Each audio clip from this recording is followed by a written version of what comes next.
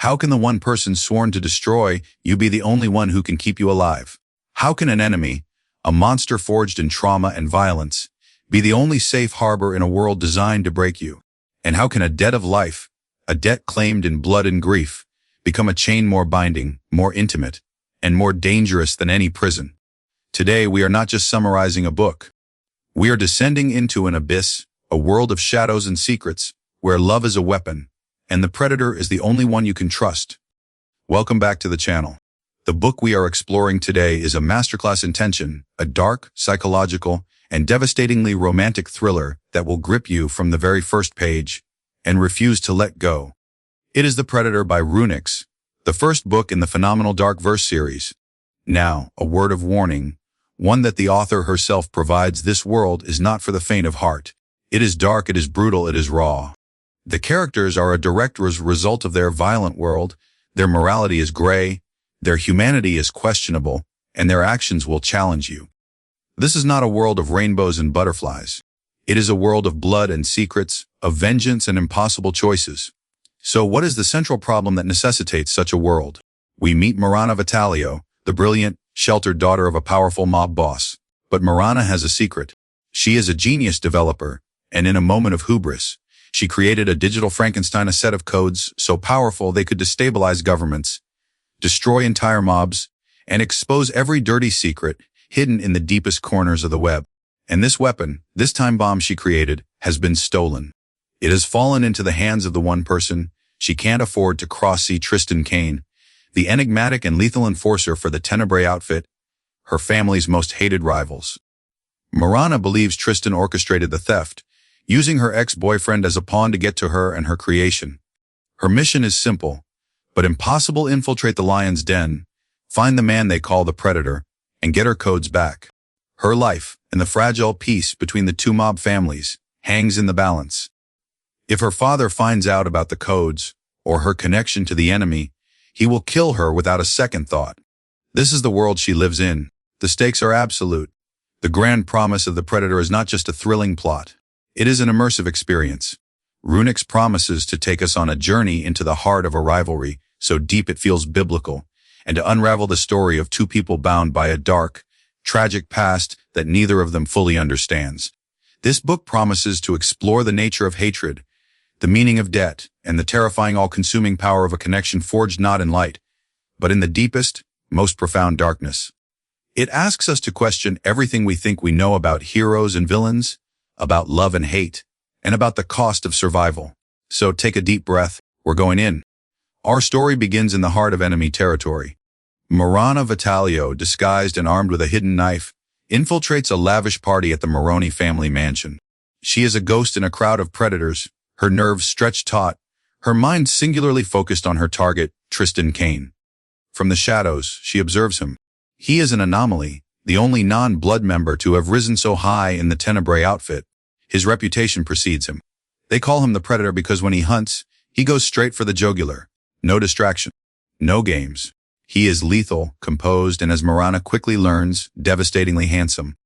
She tracks him to a secluded guest room, her heart pounding. This is it. She corners him, pressing a knife to his back, her voice as cold as she can make it. You twitch and you die. But Tristan Kane is not an easy man to rattle. The scene that unfolds is a masterclass in tension. He is utterly unruffled, his calm more terrifying than any threat. Marana demands the thumb drive with her codes. In a moment of distraction, he turns the tables on her with breathtaking speed.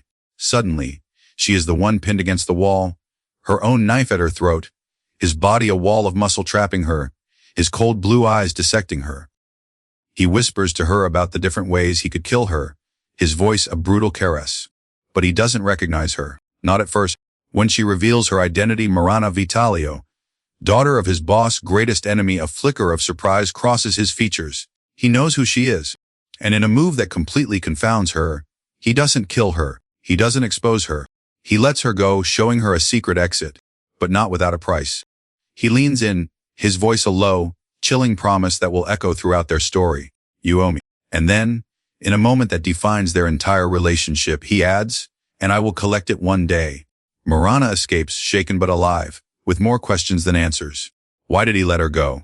This single act of mercy from a merciless man becomes the first thread in a web of complexity she can't begin to untangle. Her mission has failed, but a dangerous connection has been forged. Days later, Marana is lured into a trap. A frantic message from her ex-boyfriend. Jackson the Snake, who stole her codes, begs her to meet him at an abandoned construction site. She knows it's a trap, but she has no choice. The codes are too important. The site is desolate, circled by eagles, a harbinger of death. And there, in the dying light, she finds not just Jackson, but the two men from the Tenebrae outfit, Dante Moroni, the charming and dangerous Hare, and Tristan Kane, the silent, watching predator. What follows shatters Marana's world. They tell her Jackson is dead, killed to silence him. And they deliver the most shocking revelation: they don't have her codes. They claim they were framed, that someone used Tristan's name to hire Jackson and steal the codes, someone who wants to start a war between their families. Suddenly, Marana is no longer a lone operative on a retrieval mission. She is a pawn in a much larger, deadlier game, caught between her family, her enemies, and a mysterious third party pulling the strings. The tension between her and Tristan is electric, a palpable force of mutual hatred and undeniable fascination. He gets in her space, his voice a low growl, his eyes burning with a loathing so profound it feels personal. "I despise you," he tells her, and she believes him. But she also sees something else, a flicker of something she can't name. He pushes her, tests her, threatens her, but again, he lets her go. He and his brother disappear, leaving Marana with a dead ex-boyfriend, no codes, and the terrifying knowledge that she has stumbled into a conspiracy that goes far deeper than she ever imagined. Her only path forward is a fragile, treacherous alliance with the very men she came to destroy. This alliance leads her to a nightclub called Cyanide, a glittering, pulsing den of sin owned by the outfit. It's here, in the heart of enemy territory, that the lines between friend and foe begin to blur irrevocably.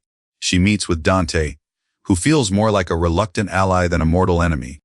But Tristan is there too, a silent, brooding presence in the corner with a stunning woman named Amara. The air between the four of them is thick with unspoken history and complicated dynamics. The night takes a dark turn when Marana's drink is spiked. As the drug courses through her veins, the world blurring at the edges, it is Tristan who finds her, and Marana sees a side of him that leaves her utterly stunned.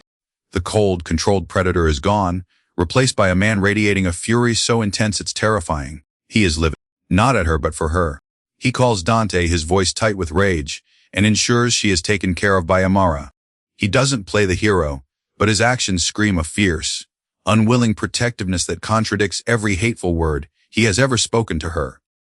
Amara, the beautiful woman with the sad eyes and the quiet strength, becomes an unexpected source of comfort and information.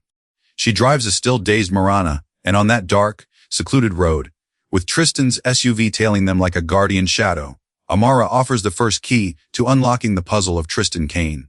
She tells Marana about her own past, how she was abducted by a rival mob years ago, and how it was Tristan and Dante who saved her. She reveals a crucial piece of his character, his deep, almost fanatical protectiveness of women and children. This, she says, is why his behavior towards Marana is so unusual. He's not just an asshole, he's an honorable asshole, and what he's doing with her is not honorable. This small crack of light is quickly followed by an even deeper darkness. A mysterious attacker in another vehicle tries to run them off the road, and in a display of breathtaking skill and cold-blooded precision, a lone rider on a motorcycle intervenes. The rider, a silhouette of deadly grace, disables the attacking SUV and saves them. When he removes his helmet, Marana's world tilts. It is Tristan. He had not left. He had been following, watching, protecting. He says nothing, his blue eyes a storm of emotions she cannot decipher, but his actions speak volumes. He escorts her all the way to her mansion gates before disappearing into the night, but not before delivering another chilling promise over the phone. "No one else gets to kill you, Ms. Vitalio. The last face you see before you die will be mine. When it comes to death, you're mine."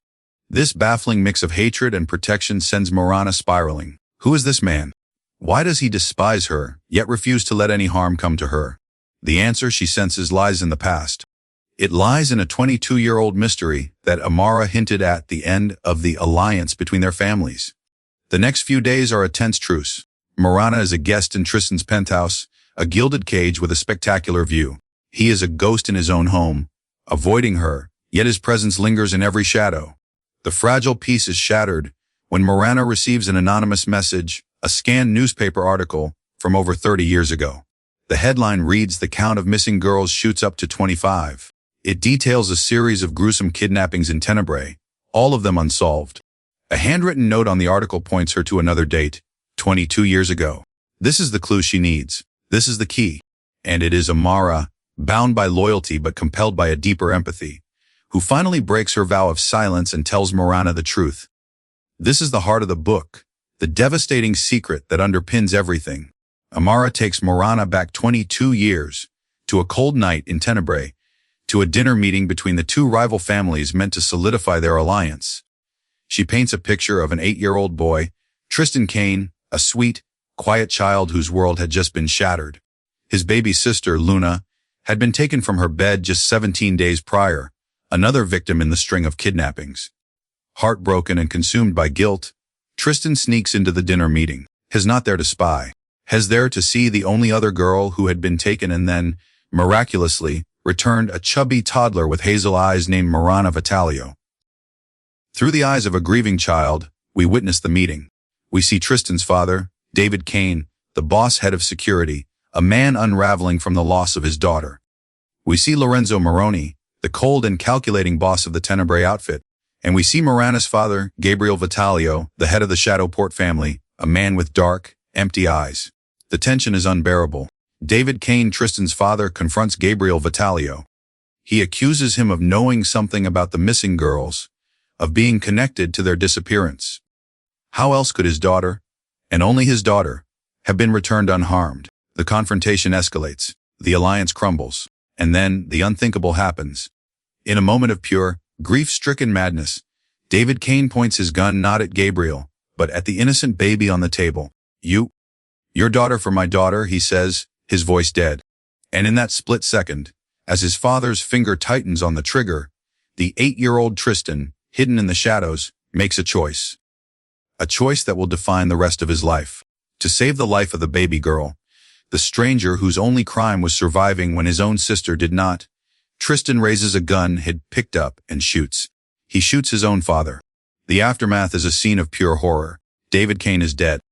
Tristan's mother arrives and seeing what her son has done, she disowns him, calling him a monster.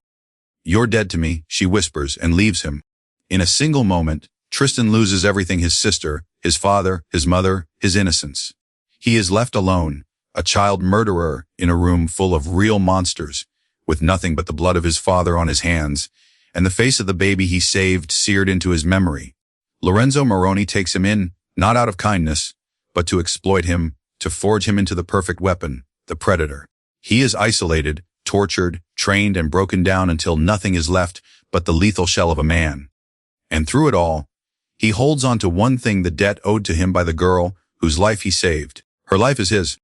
He gave up everything for it, and one day he will collect. This is the truth. This is the source of his pain, the reason for his existence, the root of the twisted, all-consuming thing he feels for Miranda. He doesn't hate her because she lived. He hates her because saving her destroyed him. He hates her because she is the living, breathing symbol of everything he lost. And he wants her because, in a way, she is the only thing he has ever truly owned. This revelation completely reframes Miranda's understanding of him and of herself. She was not just an innocent bystander, she was the catalyst for his entire tragic existence. This knowledge is a heavy burden, a tangled knot of pain, rage, compassion, and a terrifying sense of responsibility.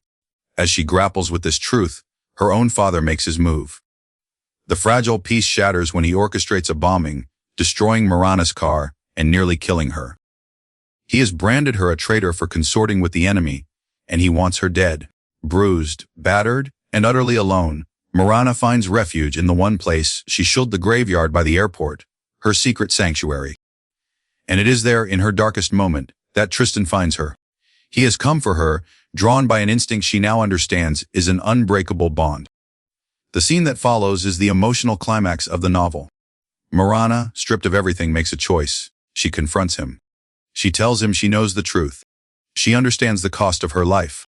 And then, she does the one thing no one has ever done. She gives him back the power. She throws her gun to the side and offers him the closure he has sought for 22 years.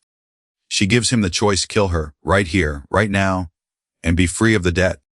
Or let her go and let go of the past forever. Choose, she whispers. She closes her eyes, expecting a bullet. Instead, she feels lips on hers, soft, tender, and hesitant. In the pouring rain, surrounded by the dead, Tristan Kane makes his choice. He doesn't take her life. He kisses her. It is not a kiss of lust or hatred. It is a kiss of excruciating softness, of agonizing tenderness. It is a kiss that tastes of 22 years of pain, grief, and a longing so deep it has no name. It is a confession, a surrender, a decision. He lowers his gun. He chooses her. Not her life as a debt, but her as a woman. In that moment, in that kiss, the predator finally lowers his weapon, and something new, something terrifying and beautiful, is born in the ruins of their shared past. The story, he seems to say, is no longer about the debt. It's about them. So, what makes The Predator a must-read? A book that stands head and shoulders above others in its genre. It's the sheer, unflinching depth of its psychological exploration. This isn't just a mafia romance. It's a Greek tragedy set in a modern world of organized crime. RuNyx doesn't just write about dark characters, she dissects them. She shows us the making of a monster, the forging of a predator, and makes us feel every ounce of his pain, every moment of his trauma. The relationship between Tristan and Marana is one of the most complex, high-stakes, and emotionally resonant dynamics you will ever read. It is not built on flirtation, it is built on a shared, bloody history that is a constant, gaping wound between them. The tension is not just sexual, it is elemental. It is the pull of two broken souls who are, in a strange and tragic way, two halves of the same whole. This book is for the reader who craves intensity, who is not afraid to venture into the darkest corners of the human psyche. If you love stories with morally gray characters that you can't help but root for, if you appreciate intricate plotting, high stakes, and a love story that feels epic in its scope and tragedy, then this book was written for you. It's for the reader who wants to be consumed, to feel their heart pound in their chest, to be left breathless and thinking about the characters long after the final page is turned. However, let me be clear. This book is not for everyone. If you are looking for a lighthearted romance, a simple love story with a clear-cut hero, you should look elsewhere. As the author states, this world is dark, brutal, and at times ugly. It deals with themes of violence, trauma, and questionable morality that can be triggering. If you need your protagonists to be easily definable as good or bad, Tristan and Marana will challenge you every step of the way. This book is an investment in a dark and demanding world, and it requires a reader who is willing to embrace the gray.